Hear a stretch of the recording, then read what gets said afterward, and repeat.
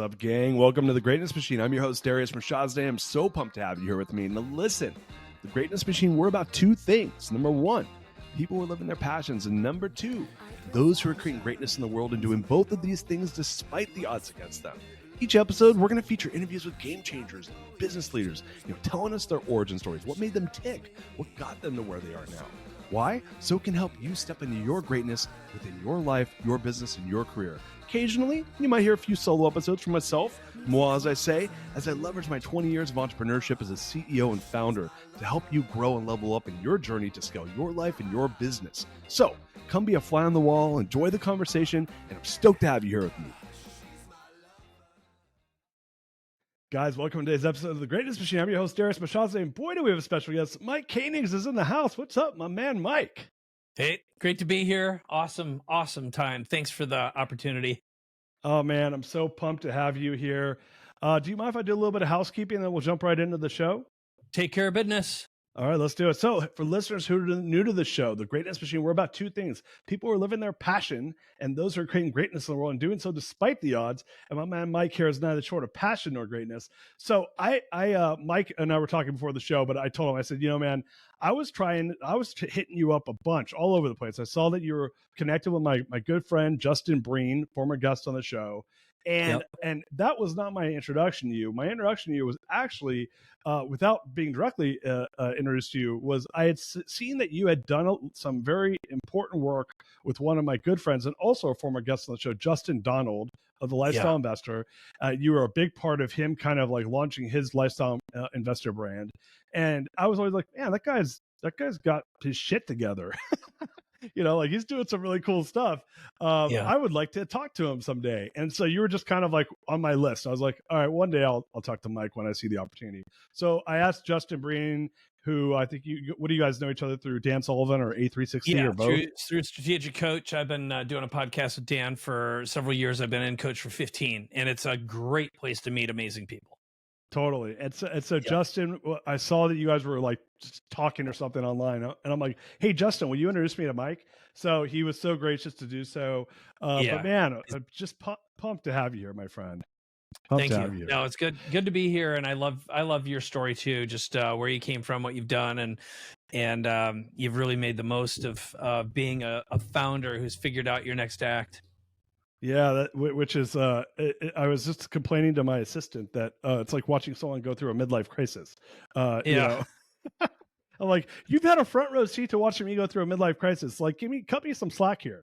This isn't normal. So if you don't mind, I'd like to give you a formal bio, and then we could hop into the show. So, guys, Mike Koenigs is just a all around world class badass.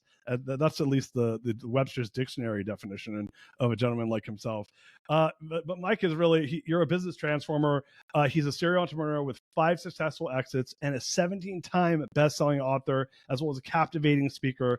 He's the secret weapon that founders who are looking to create and launch a new business after their post-exit, building magnetic personal brands that multiply in value and with everything they do, and to do so in a very short period of time. Mike, like I said, the way I was connected with him was watching him do this with Justin Donald in his Lifestyle Investor brand. But yeah, Mike is really doing some awesome stuff. Outside of the 17-time bestselling author, you have 2 amazing podcasts. You do Capability Amplifier with Dan Sullivan and The Big Leap with Gay Hendricks. And most importantly, the founder of the Superpower Accelerator. So, man, Mike, I'm sure I missed a ton of other amazing things. I know I always do that, but man, welcome to the show, my friend. Welcome. I'm so pumped to have you here. It's great. No, I like getting into the meat like you, which is just kind of create some great entertainment, some great value for the listeners and viewers of the show. And so I'll let you drive the car. But yeah, I've had the good fortune of doing a lot of stuff, having a lot of next acts myself, a lot of reinventions, and that's really what lights me up these days, is to do the same for other founders. That's awesome, man. So if you don't mind, take us back, because I know, obviously no one's going to get on the Greatness Machine unless they've done some cool stuff. But I always tell our audience, I'm like, look, we all got to start somewhere, and all of our guests, they all started, some with more humble beginnings than others. But I'd love to hear a little bit of your origin story. Do you mind kind of take us back to where you're at before you got to where you are? Yeah, in fact, I just got back last night from my big origin story, which is I grew up in a very tiny town called Eagle Lake, Minnesota. There were 763 people in my little town. That's what the sign said growing up. Now it's like 1,100. And I was around towns that even when I was in Mankato, which is the big city next to my little town, one called Rapidan had 156 people on the sign. I took a picture of myself in front of it, and I grew up with cornfields, soybean fields, alfalfa fields on all sides of me. So um, my dad was a barber, son of a, grew up very poor on a farm. My mom was the daughter of a philandering alcoholic and a bipolar mother. So I didn't have any real options growing up. I wasn't good at school, didn't really care for sports much. And but I always had a big personality, and I loved business and I loved technology. So I taught myself to code when I was 14. My goal was to run away from home, go work for Steve Jobs and Steve Wozniak at Apple. That not exactly that happened, but I did wind up writing video games and started a digital marketing agency and had a cell, and then I had a couple software companies. And along the way, I was married to my high school sweetheart, which did not end particularly well. Um, and as I often say, my first business cost me my first marriage. My second and third businesses nearly cost me my life, my second marriage, and relationship with my only son. So that's a lot packed into a short origin story. But the bottom line is, I've definitely lived through the pains of entrepreneurship, and I guess I've had the gift of being blessed with a lot of hunger and a lot of fear about not having enough, running out, not being enough, and dealing with the traumas that anyone who's a founder goes through to get to what we think is the other side, which is to have cash confidence and not run out of money, and know that we can always go back to the well and create more value and create more income and wealth for ourselves, even if we lose it a couple times. It's so well. First of all, thank you for sharing that. And so, did you having started off and being interested in technology and having a big personality, did that, when you start to think, looking back at your background, like for me, my dad was an entrepreneur, so I Mm, didn't. I remember I was a sophomore in college, and I told my mom, I'm like, Mom, I don't need to graduate college. I'm never going to have a job. I'm never going to yeah. work for anybody else. So, for you, like, how did you get into entrepreneurship? I mean, obviously not. What I find is people that aren't great at school, you're not afforded the more formal pathways of like these like high end jobs because you're not in the box, right? Was that Yeah. kind of like I mean, did you get into sales? Did you go straight to tech? Like walk us through that a little bit. Yeah. So I started like at my house from as long as I can remember. So I'll say from age 5. If I wanted money, I worked for it. So it would be, I started shoveling the driveway. We probably had a 25-cent a week allowance or something like that, which basically was promptly spent at the corner grocery store on bubble gum and lollipops. But um, I started shoveling and mowing lawns and raking leaves and doing anything a kid my age would do. Eventually, I had a paper out, and it turned out someone on the paper out owned the one gas station in the little town I grew up in. So the day I turned 16, on my 16th birthday, which is the first time you could really be employed. Before that, like I corn detasseled, I worked in farms, bean hoed, and that kind of thing for farming families. But I started working full time the day I turned 16 at a fuel station. So I'd work every weekend and then every day after school until closing time, which was 9 or 10 o'clock. And then I started coding early, and my dad, who is a barber, would always say, "Yeah, my son likes computers." And someone would say, "Really, your dad? You think you could come in and teach my secretary how to use ours? We've got a computer sitting in the corner; it's doing nothing." So, he'd say, "Yeah, I think he'd do that." He'd call me on the phone, "Hey, Mike, guy needs some help here. You think you can come down and help him?" And I'd be like, "Yep, I can do that." And at the time, if someone says, "Do you think you could do X?" I'd be like, "Yeah, I think I can." Didn't mean I knew a damn thing about it. I just did it, right? And I beat the hell out of flipping burgers and working at the McDonald's, which is about the next step up. But So I worked full time at that, and then I started working at a computer store, Apple dealership, and got my hands on the first Macintosh, and I taught myself how to code on the Mac, and and then I got another job and another job. I mean, at any given time, I probably had 3 or 4 jobs, which I really learned from my dad, who was the most disciplined, hardworking, focused human I've ever known in my life. Like, the guy was a machine. So not only did he own a barbershop, which didn't mean he made any money, he was the city clerk, he was the building inspector, he sharpened scissors, and he volunteered nonstop. So to say the least, we didn't see a lot of my dad, but he just always made money. He didn't ever figure out how to create leverage for himself, is the unfortunate thing. Yeah. And my mom was busy taking care of 4 kids. But, I'd been independent since as long as I can remember. And to me, in my mind, life didn't begin until I got to leave the house and I was on my own. So the day I turned 18, I was out of the house. Never asked for a dollar from my dad from the time probably I was 15 years old or so, other than at one point I wrecked my car. I needed a little loan temporarily, but I paid him back. So I just always had a hunger, and probably the best way to summarize this is, as being the oldest of 4, coming from a family that didn't have a lot to begin with, in Minnesota, where it is cold as hell. We often joke that there's 2 seasons. It's mosquito season and road construction. Well, I guess there's 3. Then there's winter. But I, as long as I can remember, I hated being last, cold, and poor. And so I did everything I could to never be those 3. And that's why I live in San Diego to this day. I just hate being cold. And if even standing in a VIP line is still a line, I want to find out where the back door is, walk in through that, meet the founder performer, and talk to God. Otherwise, it ain't VIP. And so I don't believe in rules, and I don't believe in standing in lines. So, oh my God. You got to hear this. So I have a 10-year-old and a 13-year-old, or a 9-year-old and a 13-year-old. And we're in Hawaii. We just got back from vacation, and we're at Whole Foods in Lanikai or Kailua in Hawaii. Yeah. And there's a massive line because they're having like some staff shortage. I'm talking like 25 people in 2 lines. Each line has 25 people. And I look over and I see that there's a coffee bar. And I go to my sons, I go, watch this. And by the way, I wasn't even in line. I was like looking for which line. I was looking for how to not be in the line. And I go up, I go, excuse me, do you mind could you check me out? And she's like, sure, no problem. So she checks me out. We don't wait in line and we leave. And I look at my 2 boys and I go, hey, listen, guys, I'm going to teach you a life lesson right now. And you just reminded me of this, Mike, by the way. I said, there's 2 types of people in this world. There's people that wait in lines and then people that don't. And I'm not saying that you should ever cut in line. That's not what I mean. What I mean is you figure out a way to not wait in the line.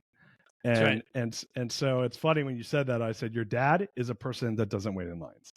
Totally. And nor should you guys be. And I'm not saying that you should do something that's unfair. You should not go and stand in front of someone that's in line. You should figure out what the system is so you can get around it.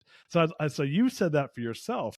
Why, like, is that something that for me, it kind of came natural a little bit? Like, I was like, I don't want to wait in line. I'd rather just not do it if I have to wait in line. For you, like, is that just like kind of the same mentality? Give me your thoughts on that. Yeah, I'd say, so whenever I think I've always internally internalized that, and I don't think I'm better than anyone else. It's just I see the ridiculousness, and it wasn't long ago. I remember reading this. I believe it was a scientific paper written by some brainiac mathematician about how traffic snakes. You know how it squeezes and pulls in, and usually it is caused by someone who's going too slow. They slow down for no reason.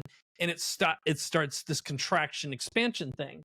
And the best thing you can do to stop it is cut. It's cut in line. It's the best thing to stop that from happening because it actually makes it more efficient. I think nature wants to be efficient. Nature wants to evolve all the time.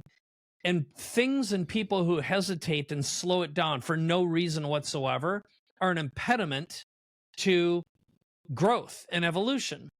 And like, I speed. I drive fast. I drive a really fast car. I like driving fast. I'm not dangerous. I'm not trying to kill anyone, but I have a radar detector. You know, is that immoral, unethical, or yeah? I don't think so. I think I don't wait in Efficient. line. I try to be efficient. And it's sort of like even coming out of the airport from San Diego, you have the sheep going in the safe corner, and there'll be like 3 lights long, and it takes 20 minutes. Or you can go on the hard left at the very end, wait for some guy who's sitting on his mobile phone texting when he should be driving, cut in front of him, and it speeds it up for everyone. It's like, I'm not going to wait. So what I tell people anytime we're working together, I say, first of all, do you know what rules are? And they'll go like, it's for, and I'll go, it's for other people. Rules are for other people. Okay. I got another rule, which is I don't do homework. Okay. I never have, never did homework. If I couldn't do it right now or outsource it or pay someone to do it for me, I just didn't do it. I'd find a way to negotiate, or I'd create value somewhere else by testing, which meant cramming, memorizing something, and then doing the best I could. But I've always hated homework. So to this day, my operating principle is, how can I create the most value? And if you want something done from me, I'll either do it now with you, or you make an appointment and I'll do it with you together, or I will delegate it, or I will say no. I don't do homework ever. Okay. It sucks. It's incompatible with my brain. So some of this, I think, has to do with actually knowing what I'm good at. I'm good at execution, figuring things out, doing it quickly, and finishing it. And I found that most founders, most CEOs are collaborative in nature as well. And what we mostly have in common is we hate doing homework. Okay. It's just like, ugh. So there's nothing worse than going to an event or going and learning something and then having to do more work. It's sort of like, why don't you teach us something, mentor me, make me your apprentice. Let's do it together. Let's learn kinesthetically where I can compress time, and then it'll be done.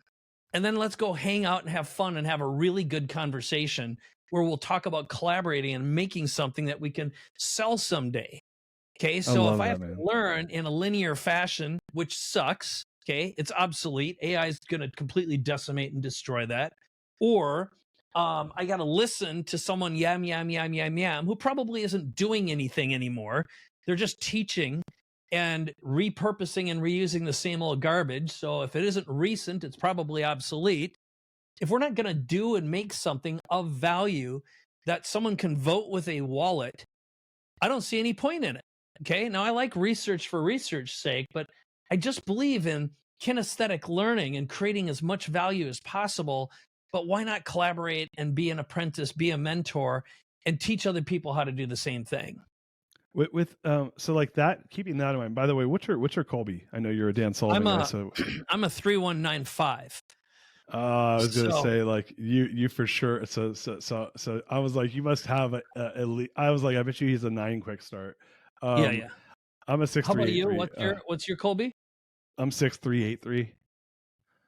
So okay. high fact finder, high quick start. Everything else is kind of low. It's high enough where I could tie my shoes in the morning barely with other stuff, but I need a strong executor around me, more or less. Yeah. So I have the curse of being a 5, which can be good and bad. It means that I can figure out how to do most things, be okay at it, but I had to learn like to adjust it, and I think, when you're a low fact finder, it means usually you rely on your intuition or asking other people. So what I do is I'll call 10 people and ask them the same question.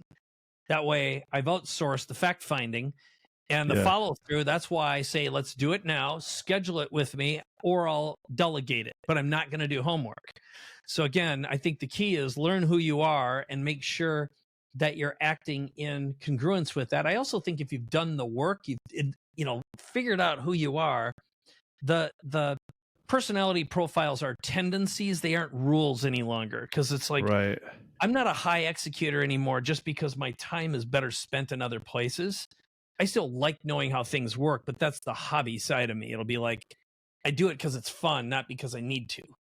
Yeah, that makes sense. And so I kind of want to walk into, the work you're doing now, but so how does one get into, I mean, like when you look back, because like I'll use myself as an example. I'm a Hmm. person that's always loved communication and learning. And so like, and podcast is not my profession, but it's something that it is a passion that I do Yeah. seriously. Right. Right on. So that kind of makes sense, right? I'm not using it to build a brand outside of the fact that I truly am just building my podcast brand, which is very different than how most people use podcasts. Yes. Um, but if you look at me, I'm starting a private equity fund right now. And I was an operator that built a very large business, but really loved the process of building the business, less the product, right? So private Yeah. equity seems to be a natural fit for me. Hmm. When I look at what you're doing right now, where you're helping folks post exit build their next thing, their brand, right? Like using Justin's a great example, lifestyle investor, which I Yeah. literally was on calls with him in March of 20, I guess. This is when he was just doing a lot of, like, he was testing the idea really with friends, and then Yeah. saw him launch in September, October, and then saw him convert it to a mastermind, and then saw him launch the book, and it became a bestseller, Wall Street Journal bestseller, USA Today bestseller, and now he has this massive mastermind. It's one of the top masterminds in the country. I Yeah. literally saw that happen, front row seat, eating popcorn, chatting with him, seeing it, Yeah. and being like, "Holy shit!" I told Yeah. him, I said, "I've never seen anything like this before, man." And I know that Yeah. you guys did a lot of work together. So Yeah. I don't want to steal Justin's thunder, but Yeah. like before we get into like maybe using that as an example, how Yeah. did It's you a end good up in a example. spot where you were like, "Hey, I'm starting the Superpower Accelerator"? I mean, what was it? Was that a combination of what sort of efforts got you there? Yeah. Well, so anyone who's built and sold a business and done it by the skin of their teeth, by creating value. So I never, other than using some credit card money, I never borrowed money. I didn't raise money. I didn't do the investor path. I didn't go to a bank. I went out and I sold something, and then I fulfilled and delivered on it. And then I created some leverage and hired some people so we could grow and scale. And there's good and bad to that, right? Sometimes it takes longer. But what had happened after I had my fifth company. So the first one was, I created one of the very first digital marketing agencies. It was called Digital Cafe. Started in 1989, sold it in 99 to a $1 billion a year publicly traded agency that was owned by IPG, the Interpublic Group. They're massive. There's Omnicom and IPG are the ones that own big agencies.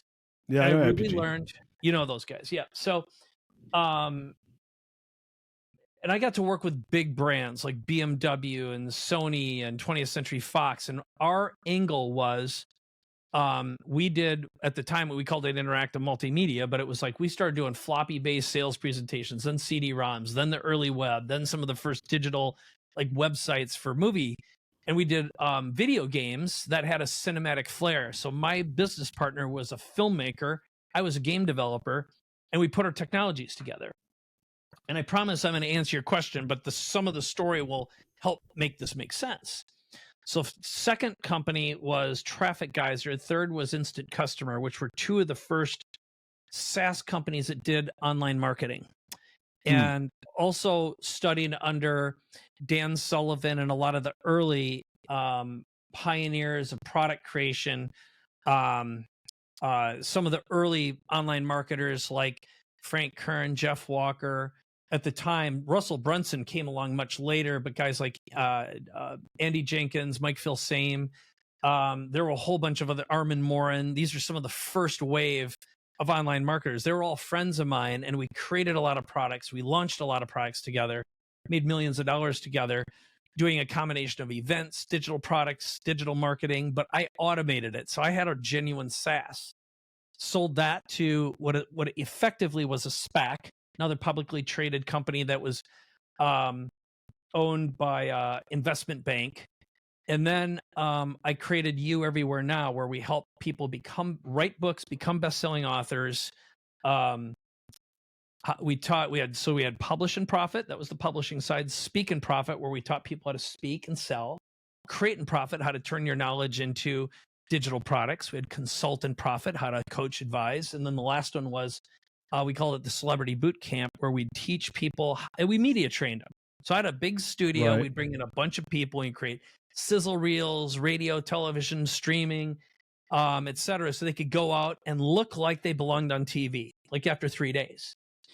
So one day I woke up and I hated my life and I hated my business and I was anxious and suicidal. Like I didn't know why. Like on paper, I should have been happy because I was rich and lived on the beach in La Jolla, had a beautiful wife and son, but I wanted to be dead. Some of it was I had a hormonal imbalance going on that I just didn't know what was happening. But the other part was, God, I couldn't articulate it at the time, but I'd outgrown who I was, what I did, why I did it, who I did it for. And I got some coaching, I got some help, and I was lucky enough to wind down the business without it costing me a fortune. Because here's the bad news: is all my marketing quit working all at once. I had pre-sold a year and a half worth of product, and if I would have just gave everyone their money back, it would have cost me $1.5 million hard. Plus, to shut down the business is another $500,000. It's like $2 million hard to get out from underneath this pain in the ass I had built for myself.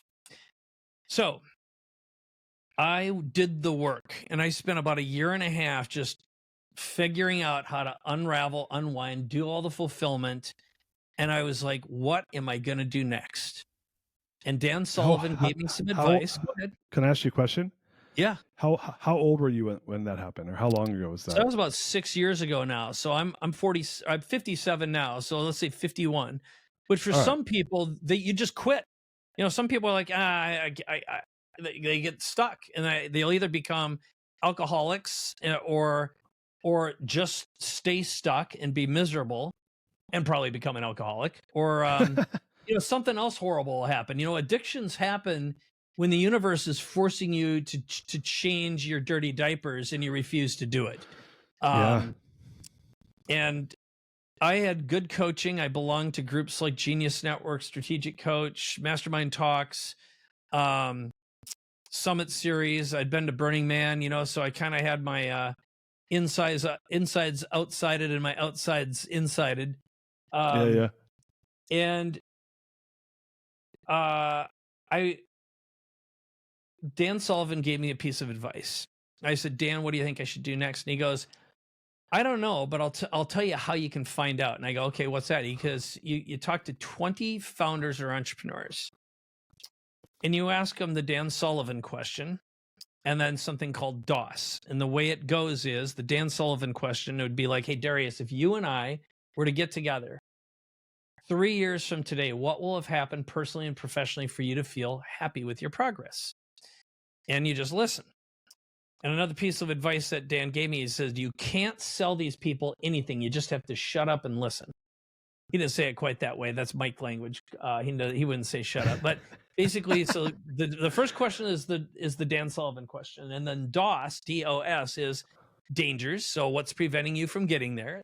O for opportunities. What kind of opportunities would you like to take advantage of that you can't or you don't for whatever reason? And then S are what are your strengths? What is your unique ability? I call it what are your superpowers?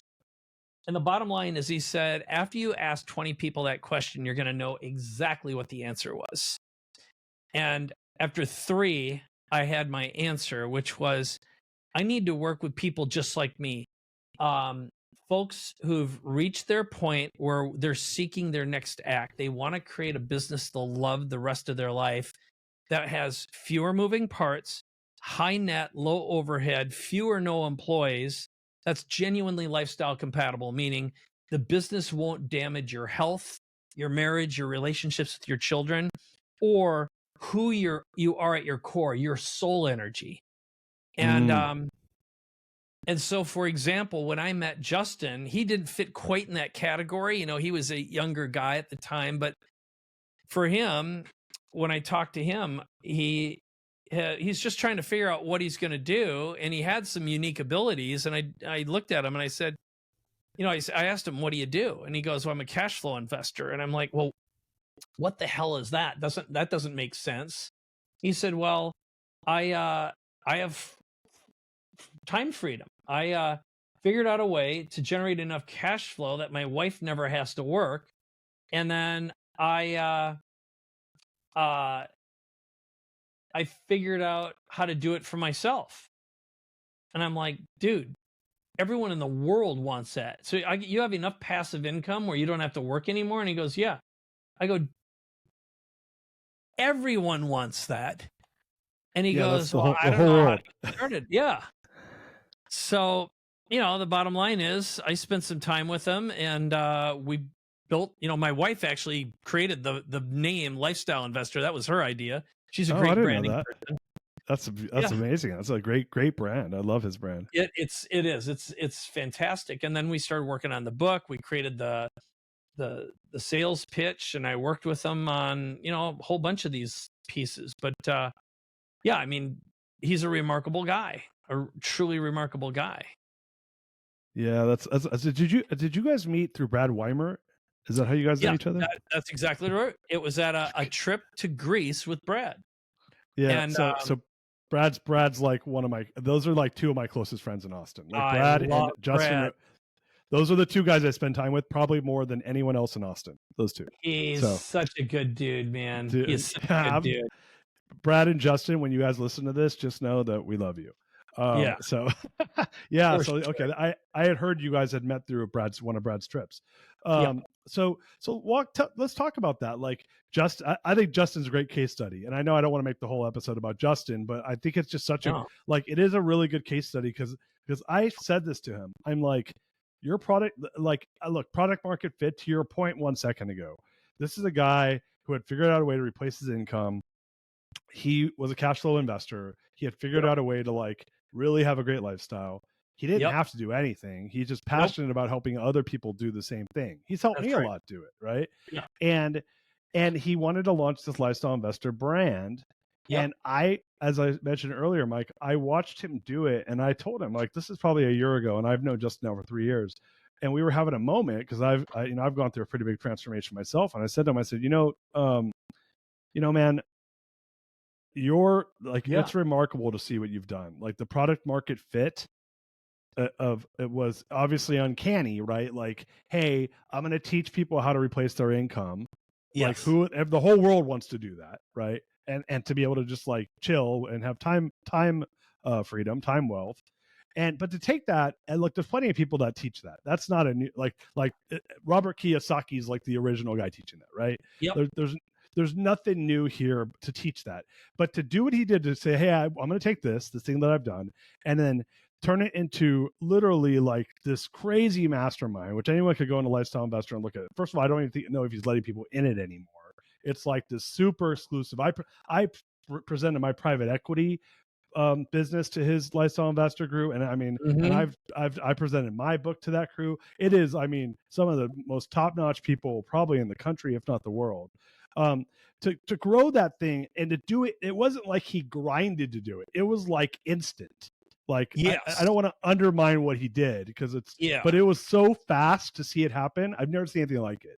So tell us, like, what is that? Just lightning in a bottle? Is he is that usual, unusual? I'm assuming it's not totally usual, but tell us a little bit about how your process helped create that. Sure. The bottom line is, here's our big promise: is we will do one of three core things for you. We will either create a business from scratch and build the brand, the offer, the pitch deck, expert status, authority building content, which can include writing the first chunk of a book. I write for Entrepreneur, Fast Company, Forbes magazine. I do 2 podcasts. So I can literally manufacture celebrity status in a week for someone.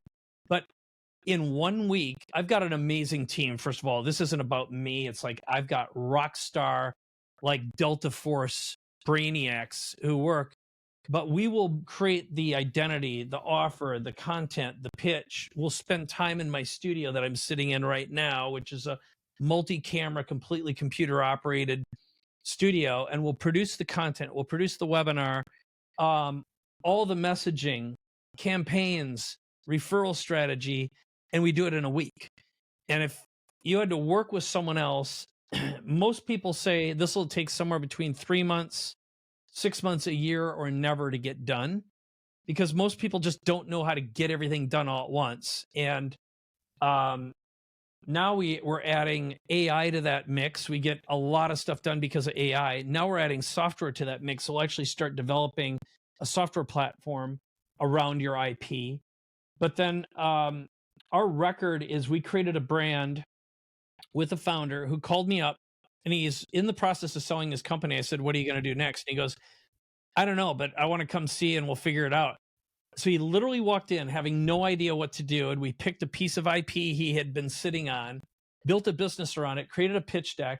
I introduced him to a guy in my network who I knew was looking for his next stack, put them together. They went out and they closed a $35 million deal 2 weeks later. And they were on a $100 million run rate within 4 months. So that's our record. But my promise to someone is you're going to produce a minimum of $1 million in 100 days or I won't work with you. And it's very common that we create a couple $1 million worth of value or hard revenue very, very quickly. And some people literally will leave my studio. You know, they spend a week at my beach condo. It's actually the picture behind me in La Jolla. And I've had people leave on a Thursday. They're on stage on a Saturday or in front of a group, and they'll close $1 million or $2 million worth of business. And then they'll take our webinar, which we publish and promote with our podcast, and then with articles we'll write, and they'll generate enough leads to produce hundreds of thousands or millions of dollars in revenue, or get in front of someone who does. Now, in the case of Justin, first of all, why did it work for him? First of all, he's hungry as hell. That guy is really willing to do the work. He had built up a lot of credibility, and he had a lot of vendors, like his financial network was fantastic. And they all were watching this guy go from kind of zero. He was a Cutco knife sales manager. His wife was a school teacher, and he was financially free and independent, meaning he had enough cash flow and passive income. He didn't have to work, and neither did his wife. Okay, that's a big ding, ding, ding. He was informally meeting with people and kind of coaching them. And I said, I can build a whole business around you. And I asked him, you know, how much would you charge to spend a year with someone to show him what you know? And he goes, do you think $15,000 is too much? And I go, dude, I'm going to get you 250 grand. And he was like, you know, you can see he was having contortions, his face. As I go, I will prove it to you. And it turned out this is like God shining bright, flashy lights on us, or a UFO. I don't know which one. But what happened was I got a call from a guy in my network who I knew had just lost 9% of his net worth. He sold his company. He put a bunch of money under a management with a financial firm, and for whatever reason, lost a bunch of it. He's in a world of pain because he had like a 9-figure exit. And he called me up and said, hey, I'm in town. You want to meet for a drink? And I go, dude, I'm going to do you a big, big favor. I'm going to introduce you to a guy named Justin Donald. He's the lifestyle investor. And mind you, we had invented that name 20 minutes before he called. Okay? And I had just coached Justin minutes before on his offer. And I go, where are you? He goes, I'm at La Jolla Shores Hotel. And I go, you won't believe this. I have a condo across the street from you. We'll walk down. I'll buy you a drink. And he goes, great. So 15 minutes later, we walk downstairs. I introduced this guy to Justin. I won't say his name just in case. And I said, so-and-so, this is Justin Donald. He's the lifestyle investor. I can guarantee you that problem that you just had will never happen again. This guy can help you achieve a new level of financial freedom, never get screwed, and put you into some deals that you simply won't find without having the connections he does. And a couple days later, this guy wire transferred $250,000 to Justin. And then Justin took that, and there was someone in another group he was at, gave him the same pitch, closed his next one. He was up $500,000 weeks after. Okay. And then he subsequently went out to his network who knew him, trusted him, liked him. He said, I'm doing this mastermind. It's 50 grand. If you get in with, you know, if you're one of the first X number, I don't remember what it was, I'll give it to you at a little discount.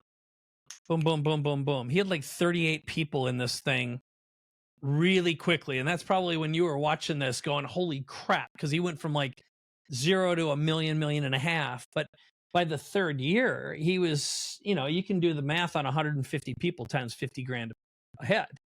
Um, Yeah. plus the deals he was seeing, his net worth skyrocketed in 3 years. And I've always said this. I think Justin will go from, around an 8-figure net worth to an over 9-figure where he's at now to $1 billion net worth, I think faster than anyone I know. Because he embodies the right kind of thinking. So I know that was a long-winded explanation, but our strategy is just find out what you're great at and build on top of that and craft an amazing story that people raise their hand and go like, I want that. I have to have it. I love that, man. And it's interesting just to hear it because I'm in Tiger 21 with Justin, so Yes. I know his story as good as probably as good as you do from a different angle. So it's cool to hear it from a different spot. What would be like an example of, obviously you guys have an avatar and you've kind of given some color on what that looks like, Yeah. but who's a person like if you're going to give me your ideal client, it's a person that's, maybe they've exited, maybe they haven't, but they're moving on to their next act. Yeah. Like walk me through who's the ideal person to come and really Yes. get value from the Superpower Accelerator.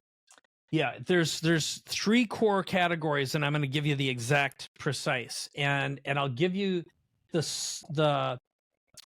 psychographics, which is more important than the demographics.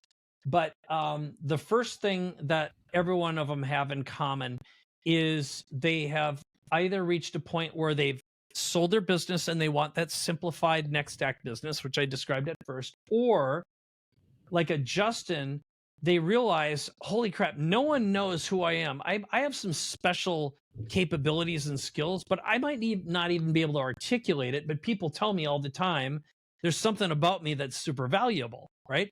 And so what we do is it's someone who they know that having a strong personal brand will elevate the value of everything they touch for the rest of their life. So I am coaching someone right now who works for one of the wealthiest people in the world doing extraordinary things. I cannot mention the who, what at this moment without his permission. But this guy, if you'd know who he is and who he works with, you'd go like, holy crap. And he's in a position where as long as he's still working in this organization, he can build connections and build the foundation of his platform so that the moment he leaves or decides what he's going to do next, he could get like anyone on the phone, create massive momentum, get speaking gigs and earn like 6 figures per speaking gig, and have massive value that if he goes out and either raises money with or for someone or gets involved as an advisor, he can name his own price. But if he doesn't do it, he will literally cease to exist and be a has-been in a year. Okay. So that's an extreme case. But what I like to say is if you're genuinely one of the best in the world at who you are, but no one knows who you are, while you have a business, you've got to build a strong personal brand, and that'll elevate everything you touch. So that's category 2. Category 3 is what I call the frustrated founder who got where I was. You feel like you've outgrown who you are, what you do, why you do it, who you do it for. And you love your business, but you're not lit up by it anymore. So having a customer that inspires you, like a really high-end client, or a package offer that maybe the idea of charging 3 or 5 or 10 times more for what you do scares the hell out of you. And that's part of what we'll do. So it's sort of like increase the value of everything you touch, or increase the value of you, or reinvent. Those are the 3 categories. And in the formula that I have, I call it your perfect who. So this is the makeup of who I look for. So number 1, I only work with founders and owners. I don't work with employees. So they have to be a check writer and a decision maker. I happen to prefer B2B businesses. I won't say no to B2C, but usually B2C businesses are governed not by innovation, but by bean counting, which doesn't interest me at all. In other words, it's sort of like you got to squeeze the supply side and vendors, and like I don't give a crap about nickels, or I don't want to talk to a consumer. It's just like it doesn't inspire me, so I don't do it. again, there are some instances where I'll say yes. I've done some stuff in the beverage business that are some food stuff that's interesting, but it's because it's breakthrough ingredients, manufacturing. It better be breakthrough, right? Mm-hmm. So the other one is like someone who had a recent exit and they're not gonna just sit and they're like, oh, well, I'm gonna go live on Hawaii. They got to be motivated to do something again.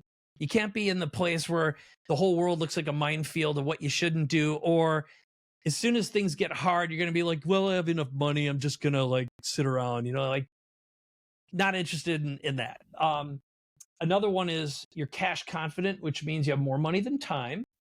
You have to have proven successes and social proof. So transformationally minded, like you freaking love your customers and you're invested in seeing them succeed. Another one, this is super important, a history of being coachable or coached, which means you're a belonger. So most likely you're in or have been in YPO, EO, Vistage, Strategic Coach, Genius Network, Abundance 360, Tony Robbins, something like that. It's like you love being around other founders. Another important one is you have a message, you want to be a trusted authority, or you've had a taste of it. Like you are perfect because like you know the value of having a podcast and collaborating and talking to other founders is inspiring, and it gives you access and you get to have conversations you wouldn't have any other way, right? Totally. Yep. And you know this, knowing having a strong personal brand will boost your value and pricing, get you into doors, get you past the VIP line, which ain't because it's a line, right? Totally. You want to or have spoken, you've maybe written a book. And then this is the other one I like, which is a total Elon Musker, is you're willing to blow up rockets, experiment and iterate and test to find breakthroughs. And then the last one is, in my experience, 8, 9, or 10 Colby, fast or quick start. And the reason, if you're too high of a fact finder, you're going to be like, well, I have to think about it. I have to talk to someone. If you can't make a decision on the spot, you're a hell no.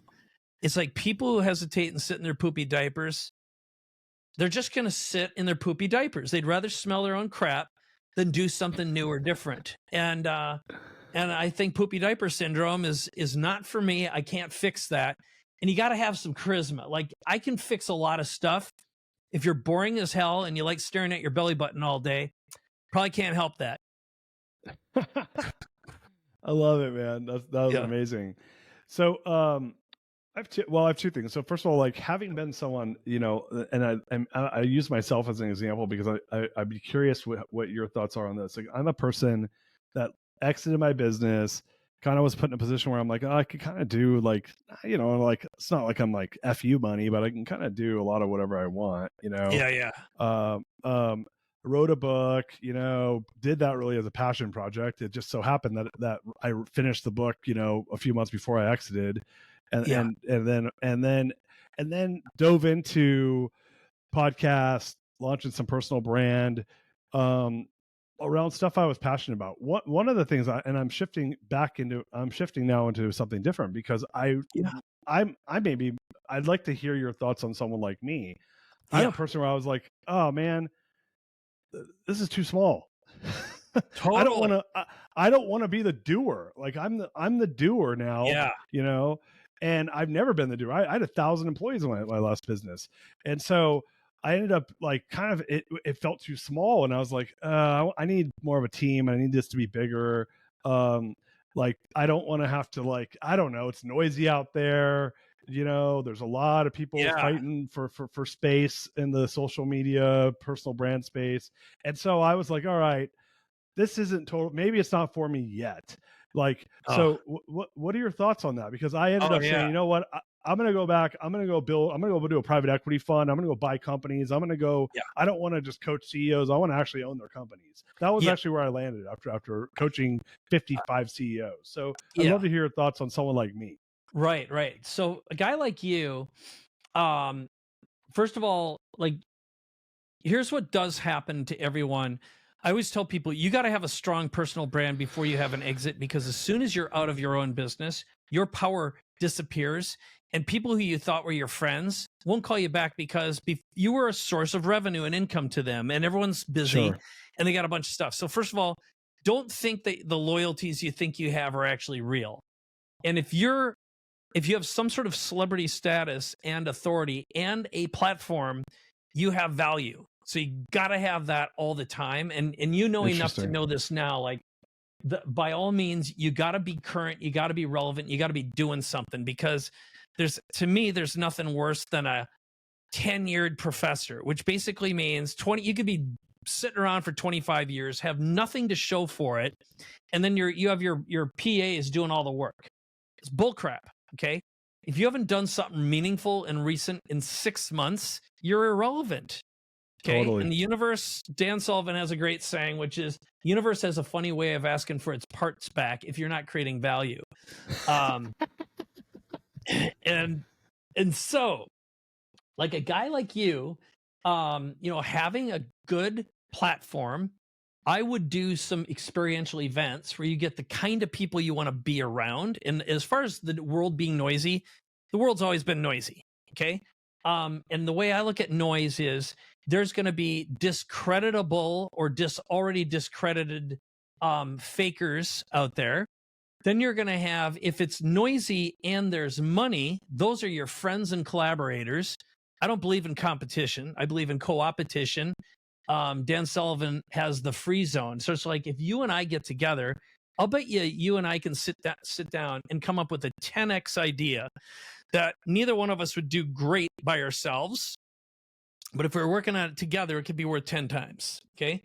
And I love to make stuff with people. I don't have any fun doing it by myself anymore. I just want to hang out with smart people I love, make cool shit. And I think it's important to get applause in the form of a bigger, fatter bank account that sells a higher ticket product to a better audience, because people who are big players are fun people. They live a different life, right? I don't want to talk to someone who struggles to buy a can of Coca-Cola. And it's okay for someone to have that, but I'd rather put that money in a charity and let someone else take care of it. It's just not my dharma. And I suspect you're the same way, which is charity is one thing, business is another. Don't confuse the two unless one is buying for the other one. So with that in mind, with you, I love the idea of going out, raising a fund, as long as the money comes from people you love, because one bad thing about bad investors is they're like bad customers you can never fire, and they're hard to get rid of. And they can do bad things. They can make your life hell. So be careful about the money you get, because oftentimes by the time you get a commitment and you actually collect the check, you could have made the money in less time with a lot less psychic energy expelled. Raising money is tough. It's really hard. Sometimes they're harder checks to get than from customers. So back to answering your question, I think having this podcast is a great idea. Having a book is a great idea. Just make sure it's written for the customer you want to spend your time with. And, for a guy like you who's had an exit, what motivates you now, I suspect, is very different from what did before, right? Yeah. It's before it was, I guess, I don't know. Yes, for sure. If before it was like I'm grinding to make, and now it's like, I realize I love the game of making. A lot. Like, if that goes so when away, I'm not winning, you're probably, if that goes away, then there's another part of your body that probably isn't working anymore either. I was gonna say, I'm like, I hope, I was talking to my assistant about it Friday. I said, I'm never gonna quit. Like, I'm never going to retire. Like, I love making stuff, and I like when you're describing what you like, it was just, I was surprised. Like, I was like, oh, this like personal brand stuff, like I still do it, like, but and I did it with a product that I built my book around, and it's had a ton of success. Probably by most people's stretch, they'd be like, hey, you built like a 7-figure business around this thing. And I was like, fuck this. I'm gonna go do private equity.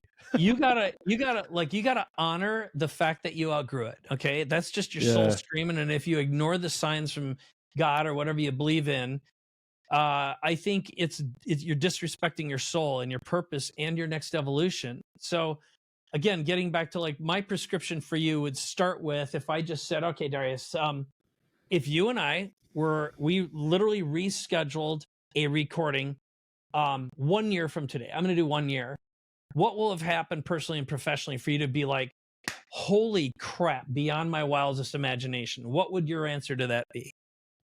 Oh, for me at this point, it would probably, with where my focus is at, it's going to be that I've, beyond my wildest imagination, it's going to be that I've bought 10 companies, and Okay. I've really launched my private equity business. Great. So I want you to think for a moment about these 10 companies.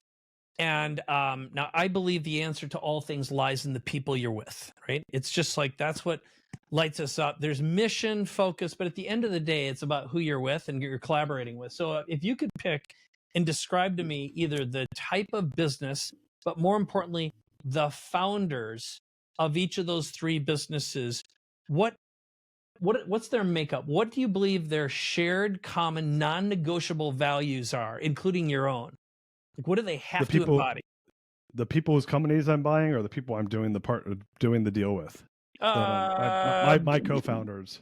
Yeah, I'm going to say co-founders for now, because it's whoever you're spending the most time with is the answer. Yeah, so I've actually think I've put that team together. So I have 3 partners right now. Well, 2 partners that are fully in, and one that I'm trying to potentially do a deal with. Yep. Who are visionaries, great at doing deals, and really hard workers and focused on building something special.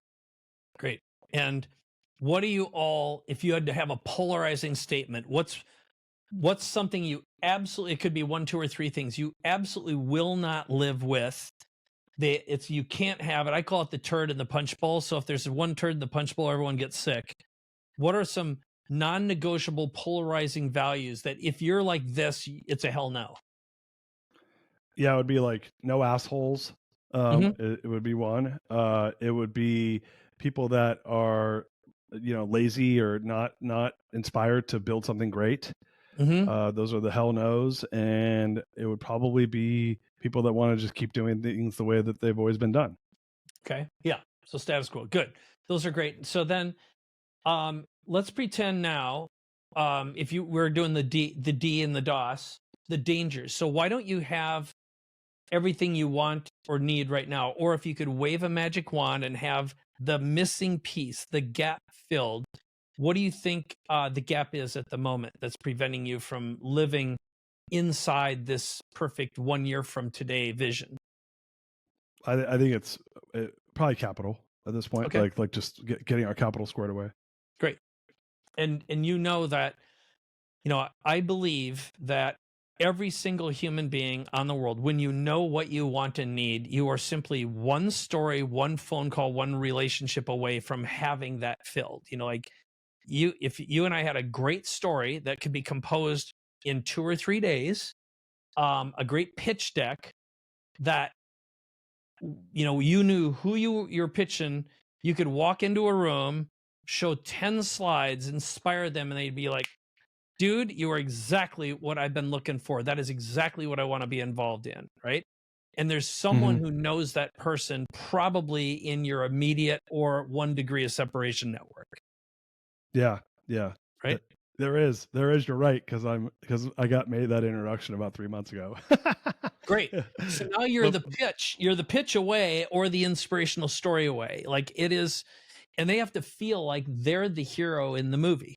So I always say you are a hero's journey story away from any life you want to live into. And that's the way I live now. It's like at the end of the day, you would ask, like, you have a final question that you like to ask. And I was thinking about that as I gave you that answer, but I'll wait until you ask it. But I realized something just as I was telling you that'll help. But yeah, I love it, man. And what you just like, actually, what, like, kind of the process, like, I know it was a quick process that we just kind of walked through, was I have done a lot of that, which is, without going into too much detail on what's happening for me, massive things are happening in my world on the private equity side because I executed on what you're talking about. So it's really cool to hear. And that was, some of it was accidental and some of it was, through effort, right? But it's really cool to know that this is a big part of, and you using my example is kind of it's a different example, right? But it's really cool to know that there's someone out there that's adding the value you're adding in the world with the work you're doing, Mike. So I really appreciate that.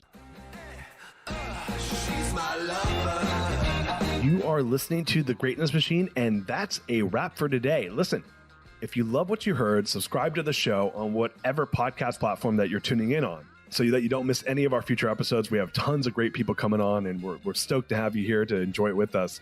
Leave us a review. Tell us what you love most about this particular episode. We love getting the reviews. We love to see what you guys love most. And if this particular episode, made you think of someone who's leveling up in their business and in their life, print screen, share it with them. Leaders are the best givers, and after all, we're all here to support and grow with each other. And in case you want to see some of the fun behind the scenes shots or some of the things that we're doing, I'm actually writing about this in my weekly newsletter. Go to www.therealdarius.com and subscribe to my newsletter. We're talking about fun things like business and life and mindfulness and cryptocurrencies and gosh, I don't even know, everything and anything, but it's tons of fun stuff I write about. I try to get it out on a weekly basis. You can subscribe at www.therealdarius.com. And with that said, look, thank you guys so much. I appreciate you. I love you. Peace. We're out of here. See you guys on the next one. She's my lover.